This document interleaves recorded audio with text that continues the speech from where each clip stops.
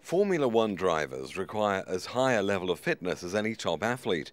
The Formula One driver is a marathon athlete, requiring stamina rather than sprint capability. Although seated, all areas of the driver's body are put under fluctuating levels of strain and pressure, those which a normal person will never in a whole lifetime experience. At the same time, he must withstand the huge G-forces that driving a Formula One car entails, especially into the neck. The shoulders and upper body in general endure constant exertion through the force of energy required to simply point the car in the correct direction. Driver fitness has progressed in a similar fashion to that of the development of the cars themselves. Strict fitness programs are followed, with close attention also paid to diet. Barry Grenham is employed by Jordan Grand Prix as personal fitness instructor to the team. Here, Barry is concentrating on improving the fitness of the team's Italian driver, Giancarlo Fisichella. I got involved with Jordan 5 seasons ago. I run a fitness facility in Oxford, and first of all, Eddie's wife came along, and then Eddie came along to the facility, and I didn't know who he was, and I started training with him. And he built this lovely factory that you see behind me, and asked if I would install a fitness facility in there for the use of the drivers and for the staff, which I thought was great. Driver fitness is of paramount importance to the success of the team, a fact emphasised by team owner Eddie Jordan, who himself works out on a regular basis. Of course, it's clearly not obviously just the performance of the car that's important on this, both the psychological and physical side of the driver is a key element in this.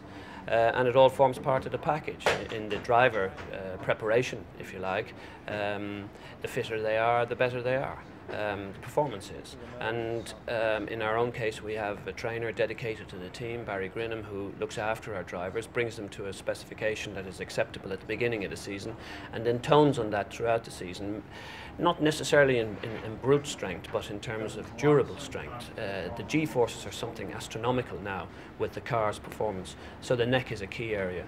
But it is an overall fitness. No specific area needs to be toned more than the other, except just constant dedication to make sure you're at the best possible level. There's various forms of running which we do, but if you just take a basic run, then we'll go out early in the morning and we'll go to the parks or we'll go along the river and we'll do a steady state run, which is basically for heart and lungs, cardiovascular efficiency. We'll then break and he will have some breakfast, and then either late afternoon or early evening we'll go to the gym and we'll do our resistance work, where we've got a specific program for his body toning and to making sure that all the muscles are working effectively and efficiently, and we've got enough strength there. Specific muscle groups require workouts to attain strength in areas that are of specific importance to a Formula One Grand Prix driver. Talking to the drivers that I've worked with, then they've got the stresses of the track may be bumpy, going around the corners, they create a lot of G-force on the neck and on the shoulder area, so the muscles of the neck, the erector muscles, the stabilising groups of muscles, they come under considerable stress when they're driving. And also the Formula One circuit, most races are like 2 hours of duration. So it's an endurance type sport really. So if they're in a hot climate, they suffer with a lot of dehydration. So that has to be taken into consideration. But they're at the top, they're at the pinnacle, and they're really pushing the car as fast as they can.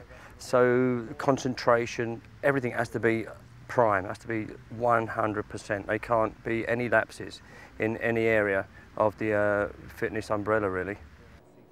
After a series of warm-down exercises and stretches, Giancarlo's training session finishes with a massage.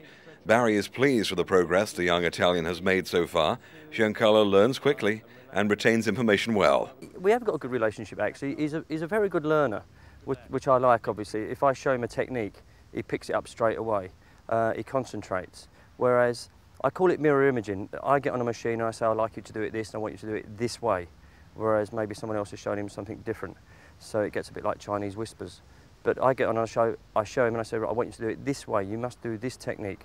And he gets on and he just mirrors exactly what I was doing. And I only have to show him once or twice, and he remembers it. So he's been a very good pupil, excellent trainee.